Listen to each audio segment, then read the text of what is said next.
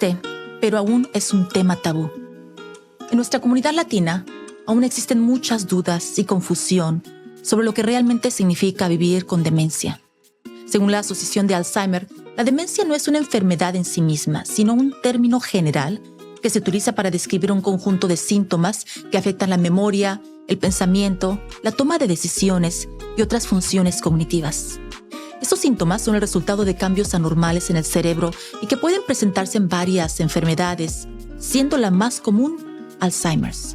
Este deterioro cognitivo puede ser lo suficientemente grave como para interferir con la vida diaria y la capacidad de una persona para mantener su independencia. Con frecuencia se escucha hablar de la demencia como senilidad o demencia senil. Esto refuerza la idea equivocada de que perder la memoria es una parte normal del envejecimiento. No lo es. Envejecer no significa necesariamente perder las facultades mentales. Existen otras condiciones que pueden provocar síntomas similares.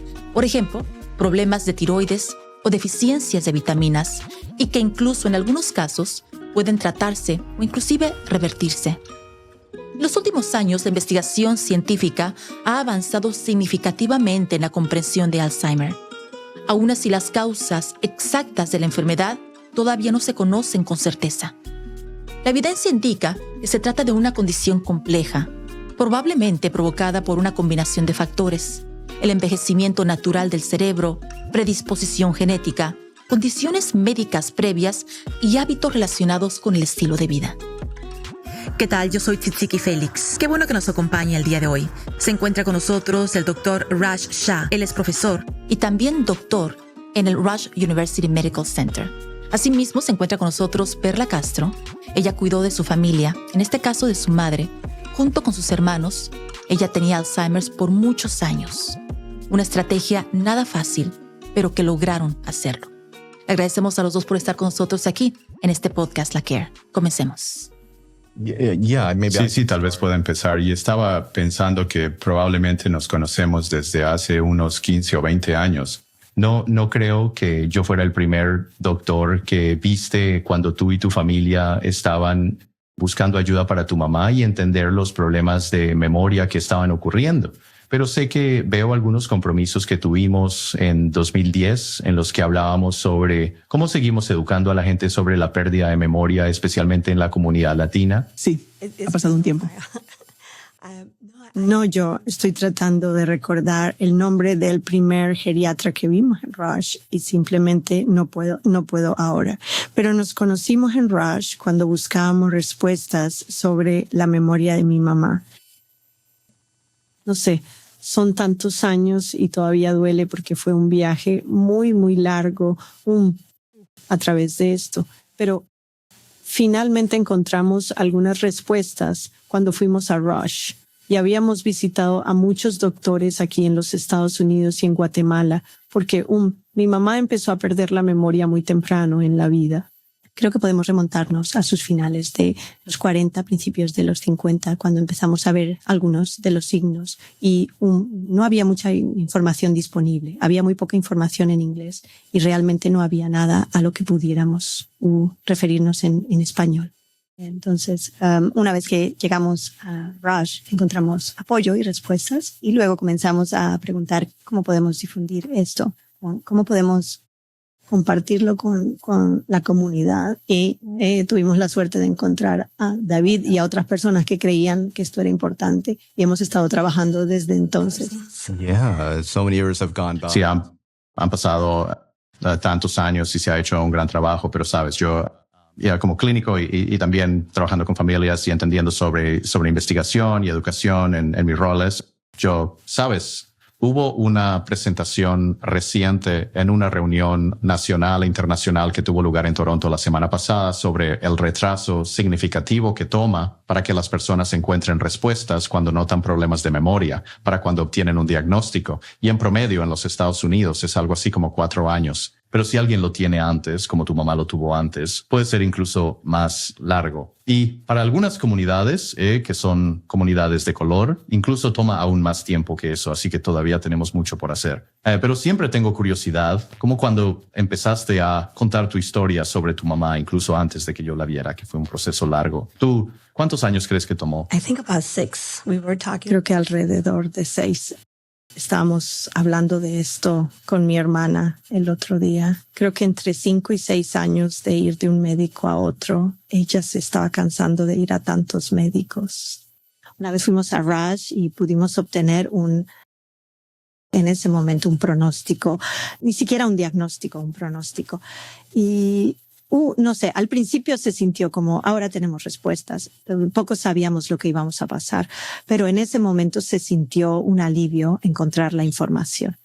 And that's what a lot of families tell Y eso es lo que us, right? muchas familias nos dicen, ¿verdad? Como que han estado buscando por un tiempo. Han estado tratando de encontrar respuestas. A veces se desaniman mucho por el proceso y entonces no, se detienen, ¿verdad? Dejan de hacer preguntas o de ver qué podría estar sucediendo, tratando de entenderlo mejor. Pero una vez que encuentran una respuesta, incluso si es imperfecta, les ayuda a organizarse como familia, como grupo de cuidadores. Y, sabes, tu padre, tus hermanos, siempre me asombró cuánto trabajo ponían como cuidadores para apoyar a tu mamá. Y eso no es fácil y se necesita, ya sabes, no solo ayudar a la persona que tiene dificultades de memoria a pasar por el proceso de entender un diagnóstico y luego qué esperar después del diagnóstico y estar en ese viaje, sino también ayudar a todo el equipo de cuidadores a sentirse apoyado y a toda la comunidad a entender las necesidades de por qué tenemos que pasar por este proceso. Definitivamente importante, pero doctor, explíquenos,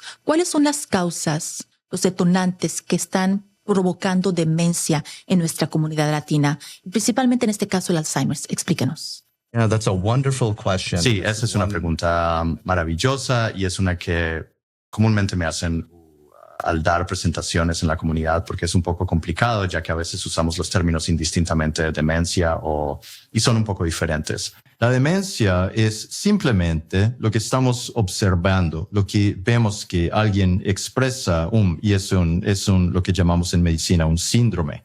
Es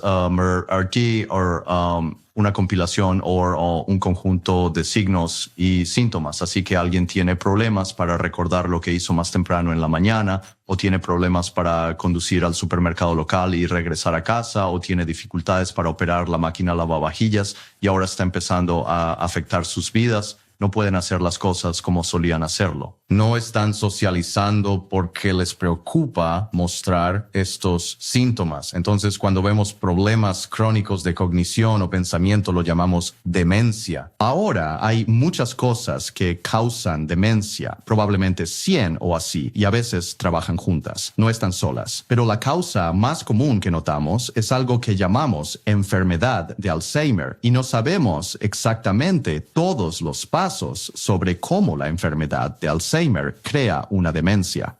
Sabemos que implica eventualmente que las células del cerebro mueran mucho más rápido de lo que son reemplazadas. Y como resultado, las personas están perdiendo sus funciones cognitivas y sus habilidades para hacer cosas. Y hemos aprendido mucho sobre ese proceso, pero todavía nos queda mucho por aprender. Y por eso colaboramos tanto en la investigación y trabajamos con familias y personas con condiciones como la demencia y el Alzheimer es un tipo de ella para entender qué podría estar sucediendo. Y algo muy importante y lo que queremos saber es cuáles son los momentos, cuáles son los síntomas, doctor, que uno debería de estarle poniendo atención al momento de que se presenta este tipo de enfermedad en algún ser querido. ¿Cuáles son los puntos o las alertas que uno tiene que tomar en cuenta? O vemos de pronto a alguien que está actuando de una forma distinta. Explíquenos. Creo que dejaré que el Dr. Shah responda eso en general, pero puedo compartir nuestra historia. Y comenzó con cosas muy, muy sutiles como mamá diciéndonos hola 2 veces o nos da un beso cuando entramos por la puerta. Y luego, más tarde, dirá, ¿qué pasó? ¿No me vas a dar un beso? Es como, mamá, te di un beso. Ella dirá, está bien, dame otro. O estará calentando la cena y olvidará que tenía la tortilla en la estufa. Y lo siguiente que sabemos es que suena la alarma de incendio. Y empezó a suceder tan a menudo que comenzamos a preguntarnos qué está pasando. Luego tal vez ella ya estaba notando porque empezaba a tener dificultades para levantarse de la cama y esa no era mi mamá. Mi mamá era la primera en levantarse y ponernos en marcha y tratar de sacar a mamá de la cama era algo nuevo para nosotros. Así que así empezamos a notar que algo no estaba bien. ¿Y cuántas veces, a ver, explícanos, cómo se presentaban estas circunstancias en el momento en que te pide un beso y de repente te vuelve a pedir otro beso más? Danos un poquito más la visión de estas circunstancias que estás enfrentando mientras cuidas de esta persona. Creo que tal vez alrededor de 1 año y medio o 2, porque recuerda, ella era muy joven, ¿verdad? Así que iba al médico sola. No fue hasta una vez que fui con ella y simplemente me invité a entrar en la sala y le dije al doctor lo que estaba viendo. Y ella incluso me dijo como, sí, ¿de qué estás hablando? Pero no pudo echarme de la habitación porque le preguntaron, ¿quieres que ella esté en la habitación? Y no tuvo el corazón para echarme. Pero creo que tomó alrededor de 1 año y medio después de estos cambios sutiles que empezamos, como realmente a ir con ella al médico y tratar de hacer más preguntas de las que ella estaría dispuesta o lo suficientemente valiente para hacer.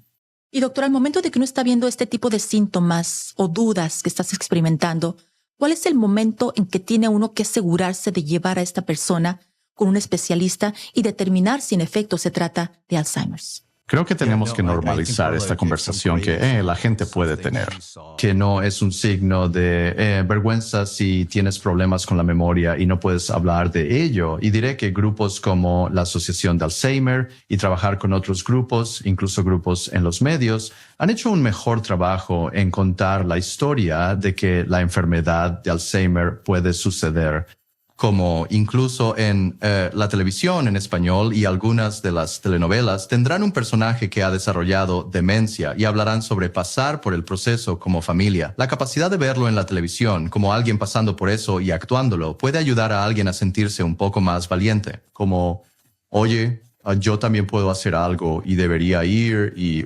está bien que hable de estas cosas. Ahora diré que la forma en que lo mencionas en una reunión con un médico es realmente importante. Un lugar muy adecuado si tienes más de 65 años en los Estados Unidos para iniciar esa conversación es que cubrimos algo llamado una visita anual de bienestar como parte de Medicare.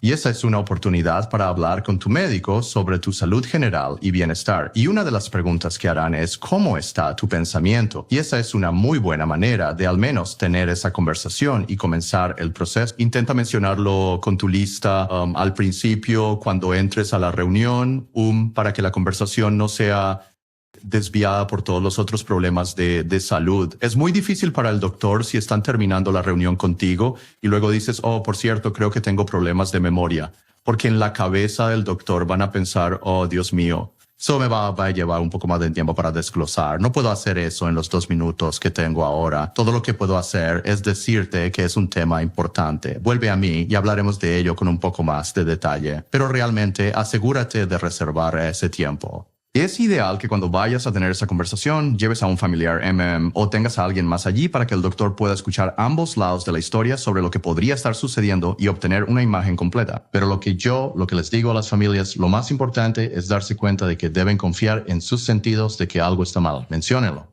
Si tienes esa conversación con tu médico y él dice algo como, eso es solo parte del envejecimiento normal, o no te preocupes por eso, todo el mundo pasa por esto. Si no puedes redirigir al médico para que piense un poco diferente sobre eso y te dé el tiempo para escuchar cuáles son tus preocupaciones, puede que necesites encontrar otro médico. Y eso está bien. Y yo, ¿sabes? Perla estaba contando esa historia antes sobre su experiencia de pasar por varios doctores, pero creo que a veces es importante, ¿verdad? Como si realmente no sientes que te están escuchando o que estás obteniendo respuestas, no te rindas, ¿verdad? Intenta encontrar si puedes ver a otro doctor y obtener otra opinión. Definitivamente es esto crucial al momento que uno empieza a notar este tipo de puntos en un ser querido, doctor. ¿Cómo abordamos el tema? ¿Cómo abordamos la situación? De hecho, nos quedamos con la información, hablamos con nuestros seres queridos sobre lo que está enfrentando o inclusive hablamos con la familia para ver qué tipo de estrategia se puede llevar a cabo de una manera con cariño y una manera orgánica con todos. ¿Usted piensa que para poder llegar a ese punto y que se hagan las cosas un poquito más fáciles con los seres queridos, es importante hablar sobre el tema con toda la familia completa? ¿Cómo lo recomendaría? Creo que tenemos que normalizar esta conversación que la gente puede tener. Que no es un signo de vergüenza si tienes problemas con la memoria y no puedes hablar de ello. Y diré que grupos como la Asociación de Alzheimer y trabajar con otros grupos, incluso grupos en los medios, han hecho un mejor trabajo en contar la historia de que la enfermedad de Alzheimer puede suceder. Como incluso en la televisión en español y algunas de las telenovelas tendrán un personaje que ha desarrollado demencia y hablarán sobre pasar por el proceso como familia. La capacidad de verlo en la televisión como alguien pasando por eso y actuándolo puede ayudar a alguien a sentirse un poco más valiente. Como, oye, yo también puedo hacer algo y debería ir y está bien que hable de estas cosas. Ahora diré que la forma en que lo mencionas en una reunión con un médico es realmente importante. Un lugar muy adecuado si tienes más de 65 años en los Estados Unidos para iniciar esa conversación es que cubrimos algo llamado una visita anual de bienestar como parte de Medicare. Y esa es una oportunidad para hablar con tu médico sobre tu salud general y bienestar. Y una de las preguntas que harán es ¿cómo está tu pensamiento? Y esa es una muy buena manera de al menos tener esa conversación y comenzar el proceso. Intenta mencionarlo con tu lista al principio, cuando entres a la reunión, para que la conversación no sea desviada por todos los otros problemas de salud. Es muy difícil para el doctor si están terminando la reunión contigo y luego dices, por cierto, creo que tengo problemas de memoria. Porque en la cabeza del doctor van a pensar, Dios mío, eso me va a llevar un poco más de tiempo para desglosar. No puedo hacer eso en los 2 minutos que tengo ahora. Todo lo que puedo hacer es decirte que es un tema importante. Vuelve a mí y hablaremos de ello con un poco más de detalle. Pero realmente asegúrate de reservar ese tiempo. Es ideal que cuando vayas a tener esa conversación, lleves a un familiar o tengas a alguien más allí para que el doctor pueda escuchar ambos lados de la historia sobre lo que podría estar sucediendo y obtener una imagen completa. Pero lo que les digo a las familias, lo más importante es darse cuenta de que deben confiar en sus sentidos de que algo está mal. Menciónenlo. Si tienes esa conversación con tu médico y él dice algo como, eso es solo parte del envejecimiento normal, o no te preocupes por eso, todo el mundo pasa por esto. Si no puedes redirigir al médico para que piense un poco diferente sobre eso y te dé el tiempo para escuchar cuáles son tus preocupaciones, puede que necesites encontrar otro médico. Y eso está bien. Y yo, ¿sabes? Perla estaba contando esa historia antes sobre su experiencia de pasar por varios doctores, pero creo que a veces es importante, ¿verdad? Como si realmente no sientes que te están escuchando o que estás obteniendo respuestas, no te rindas, ¿verdad? Intenta encontrar si puedes ver a otro doctor y obtener otra opinión. Muy bien, entonces hablemos ahora de los pasos. Ya, decidimos que se trata de algo anormal, están enfrentando una circunstancia distinta, llevamos a nuestro ser querido al doctor y le dan el diagnóstico. ¿Cómo funciona este proceso, doctor? ¿Se le hace un examen? ¿Cuánto tiempo dura? ¿Qué se puede esperar al momento de que uno está enfrentando esta circunstancia con un padre o una madre? Sí, esta es un área muy fluida en este momento, porque hay algunas nuevas tecnologías que probablemente nos ayudarán un poco mejor que lo que teníamos en el pasado. Pero aún diré, la forma fundamental en que hacemos el diagnóstico, tenemos un diagnóstico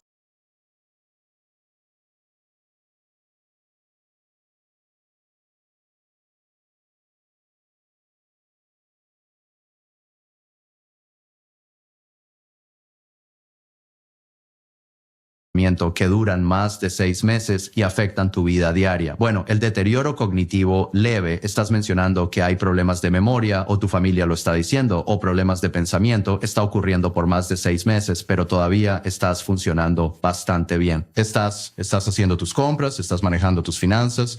Estás gestionando tu vida diaria. Cuando ese es el caso, los problemas de memoria están ocurriendo. Pero eso no está afectando la función aún, lo llamamos deterioro cognitivo leve. Y luego comienza a afectar la función, lo llamamos demencia. Entonces, es importante que primero hagamos ese diagnóstico. Ahora, no hay una prueba perfecta para hacer eso.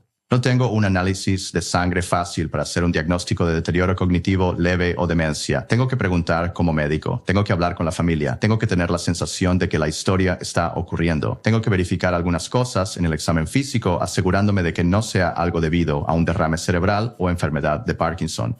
Y luego tengo que revisar algunos análisis de sangre regulares para asegurarme de que no sea un problema con la tiroides, que no funcione bien, o niveles bajos de vitamina B12, o su azúcar en sangre está fuera de control si tienen diabetes, porque esas son cosas que puedo arreglar. También tengo que preguntar sobre cómo ha estado el estado de ánimo de la persona, porque sabemos que cuando las personas tienen depresión, a veces puede parecer que tienen problemas de pensamiento. Entonces, tengo que hacer preguntas sobre la historia y luego tengo que revisar su examen y luego tengo que hacer un par de pruebas básicas de sangre que se hacen comúnmente. Y para algunas personas tengo que hacer una tomografía cerebral solo para asegurarme de que no haya habido un área de accidente cerebrovascular que no puedo ver en el examen. Y la única forma en que se presenta es con problemas de memoria o hay... Pero eso es todo, ¿verdad? O sea, todavía tenemos que hacer el diagnóstico como clínicos y hay a otros doctores. ¿Cómo mejoramos en eso con nuestras limitaciones? Ahora, en el mundo de hoy, si puedo hacer ese diagnóstico y puedo decir, mi pensamiento basado en lo que me estás diciendo es que tienes deterioro cognitivo leve o demencia. Acabamos de aprobar la primera prueba de sangre de la FDA para detectar si tienes los marcadores de la enfermedad de Alzheimer. También puedo hacer eso mirando una exploración cerebral llamada tomografía por emisión de positrones, o puedo hacerlo observando el líquido que baña el cerebro llamado líquido cefalorraquídeo con una punción lumbar, pero miramos las moléculas en la sangre o en el líquido cefalorraquídeo o en las imágenes del cerebro y estamos viendo si estas proteínas se están acumulando, lo que llamamos amiloide o tau. Y si vemos suficiente de eso, ahora podemos usar esta prueba de sangre para decir que, esta demencia o deterioro cognitivo leve es muy probablemente causado o impulsado por la enfermedad de Alzheimer. Honestamente, hace 6 meses ni siquiera teníamos esa posibilidad. Entonces, por eso es tan fluido en este momento y vamos a empezar a ver que estas pruebas se vuelven más disponibles. Tenemos que enseñar a los médicos de atención primaria a usarlas de la manera correcta. Estas pruebas nunca fueron diseñadas para usarse cuando alguien solo tiene problemas de memoria y no hemos hecho el diagnóstico porque no funcionan tan bien en ese contexto. Pero una vez que has hecho el diagnóstico, puede ayudar a guiar si es Alzheimer u otra cosa. Y llegamos a ese momento en que el doctor te dice, en efecto, tu ser querido tiene Alzheimer's. ¿Qué parte de allí? ¿Hacia dónde acudes? ¿Qué es lo que haces después de que llega este diagnóstico? Habíamos estado buscando respuestas durante tanto tiempo, pero finalmente entendemos, está bien, ahora tenemos algo con lo que trabajar. No sabíamos por lo que íbamos a pasar.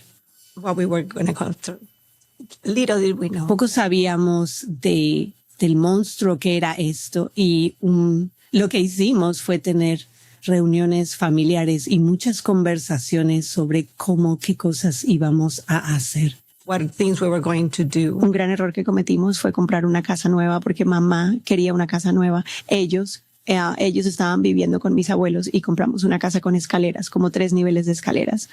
Entonces, solo para darte una idea de las cosas que no sabíamos, ¿verdad? Ahora, volviendo atrás, tal vez solo habríamos comprado un condominio, ¿verdad? Pero nos dio información para que pudiéramos actuar. Ahora, sabiendo mejor, habríamos tomado decisiones diferentes, pero nos ayudó a unirnos y crear un sistema con la familia sobre cómo cuidar a mamá. El sistema cambió porque hubo tantos años y tantas etapas y fases diferentes que el sistema seguía cambiando. Pero estoy contento de que pudimos cuidarla en casa. Stages and phases to this. A ver, doctor, hablemos sin pelos en la lengua y veamos en dónde nos encontramos con respecto a lo que viene siendo el tratamiento, medicina o alguna cura para el Alzheimer's. ¿En dónde nos encontramos hoy por hoy? Sí, también algunos, cambios dramáticos después de varios años de trabajar con familias y diferentes investigaciones clínicas para buscar mejores intervenciones.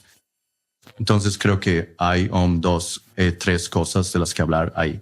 La primera cosa Lo que le digo a la familia es lo que estás tratando de hacer para ayudar a tratar a alguien al que le has hecho un diagnóstico de demencia es, estás tratando de formar el tratamiento para que sea como una pirámide. Y la pirámide, en la base de la pirámide está la educación, ¿verdad? Como las personas, los pacientes que vienen a nosotros. La primera vez que digo eso, creo que su problema se debe a la demencia. No escuchan nada más de lo que digo después de eso, porque es simplemente demasiado para, ¿sabes? Es un shock, ¿verdad? Entonces les digo, como antes de seguir a decir, como, está bien, estás aquí hoy. ¿Sabes? Queríamos averiguar qué estaba pasando con los problemas de memoria. ¿Sabes? Y basado en lo que yo diré creo que esto es demencia. Y eso es lo que significa demencia. Y sé que vas a tener problemas para absorber lo que hacemos como próximos pasos, pero te voy a escribir una carta, ¿sabes? Eso es después de la visita. Y lo leerás y hablarás sobre ello con tu familia y volverás con tus preguntas porque generarán preguntas. Pero por hoy solo vamos a tratar con el diagnóstico, ¿verdad? Pero quieres empezar a construir esa pregunta porque una educación, porque algunas personas pensarán como, me acaban de diagnosticar. Así que eso significa como mañana o en 3 meses voy a estar en un hogar de ancianos. La realidad no es así, ¿verdad? Como la mayoría de las personas viven durante muchos años y tienen aún mucha buena vida que pueden disfrutar y participar en actividades familiares y ser la mejor persona que pueden ser, incluso cuando esta enfermedad está ocurriendo, para participar y comprometerse. Entonces, tenemos que cambiar algunas de las expectativas, ¿verdad? Y ayudar a las personas a entender que no va a ser una condición de corta duración o una solución rápida. Pero vamos a tener que trabajar juntos en un viaje y adaptarnos y ajustarnos. Entonces tienes que seguir trabajando con las personas y dándoles recursos como lo que la CARE está tratando de desarrollar y ofrecer a la comunidad latina sobre qué esperar, cómo ayudarte a ti mismo en esto, qué aprender de otros cuidadores para que puedan compartir historias y experiencias. El siguiente nivel es, después de la educación, es como construir sobre. Obtener recursos y apoyo para ayudarte como familia. Así que la persona siempre está en el centro que tiene la condición, pero luego están sus cuidadores. Y lo que siempre les digo a los cuidadores es, si no te cuidamos a ti como cuidador, la persona con demencia no va a estar tan bien. Tenemos que tratar a ambos, ¿verdad? Y es importante que a veces los cuidadores tengan descanso o se tomen un tiempo libre o tengan otro tipo de apoyo.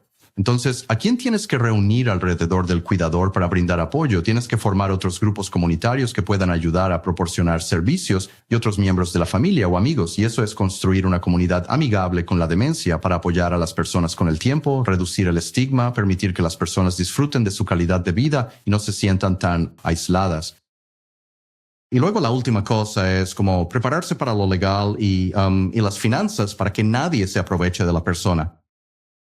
Hay un plan establecido sobre cuáles son sus deseos a medida que se continúan con la condición para que la familia sepa cómo actuar. Así que tienes que construir ese sistema de apoyo educativo. Y luego la punta de eso son los medicamentos, ¿verdad? O tratamientos que podemos proporcionar. Hay como 2 tratamientos sobre los que estamos aprendiendo. Solo de nuevo, esta semana en la gran reunión, después de un gran ensayo, estamos descubriendo que las intervenciones en el estilo de vida, tal vez antes de un diagnóstico de demencia, pueden ayudar a las personas a mantener su cognición por más tiempo.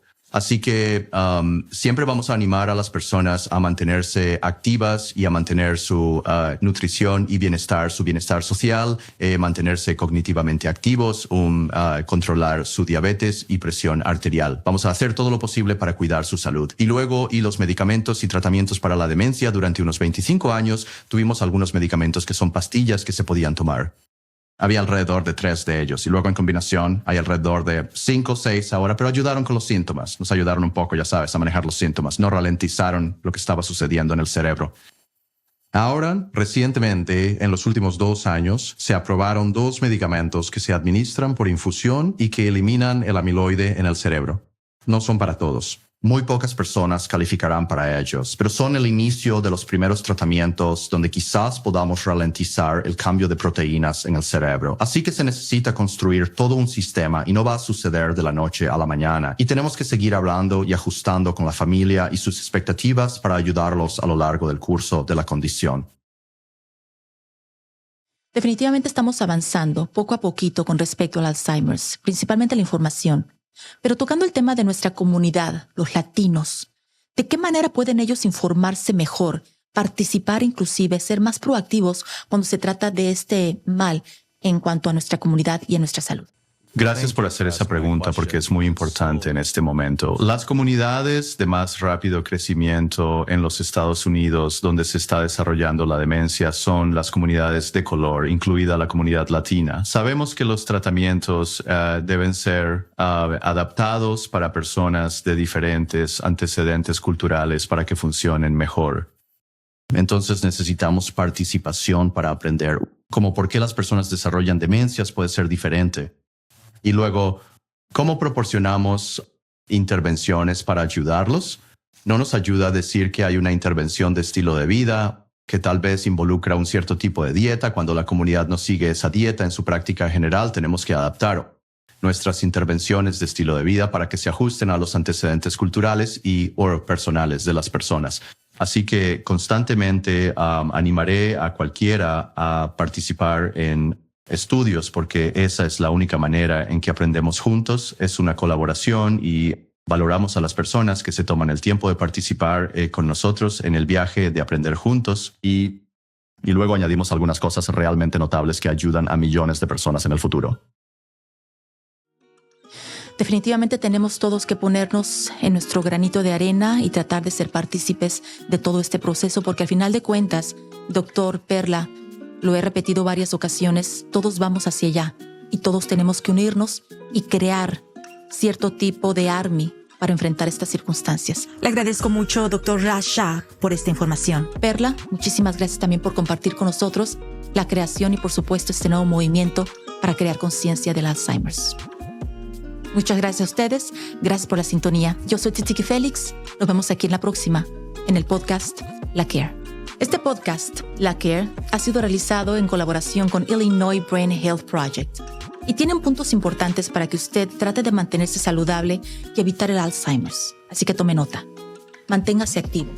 En vez de quedarse viendo el social media, viendo la tele o no haciendo nada, levántese, caminar, muévase. Es crucial. De la misma manera la dieta. Claro que nos gustan las papitas, nos gusta a veces la comida procesada, muchas cosas están deliciosas, pero si la dieta es saludable, tendremos menos posibilidades de estar enfermos a largo plazo. Importante también, hay que controlar las condiciones médicas, la presión arterial, el colesterol, mantenernos muy alertas de dónde se encuentran estas situaciones en nuestro organismo. La mente. ¿De qué manera podemos desafiar la mente? Se trata de jugar diferente, hacer actividades distintas. Si usted hace en la mañana, se levante de un lado de la cama, levántese de otro lado de la cama. Si toma cierta ruta a su trabajo, trate de tomar otra ruta de manera en que su cerebro constantemente esté alerta y desarrollándose. De esa manera las neuronas funcionan mejor cuando uno hace las cosas distintas y trata de entrenar al cerebro de una manera completamente diferente. Es importante también, duerma bien por la noche. La higiene de sueño es una de las cosas más cruciales en la salud de los seres humanos. Y desafortunadamente los teléfonos, los monitores están impactando esto todo el tiempo. Aléjese de ellos, cierre las ventanas y duerma bien. Muchísimas gracias. Esto fue una colaboración, pero también hecho por La Care Podcast. Hasta la próxima.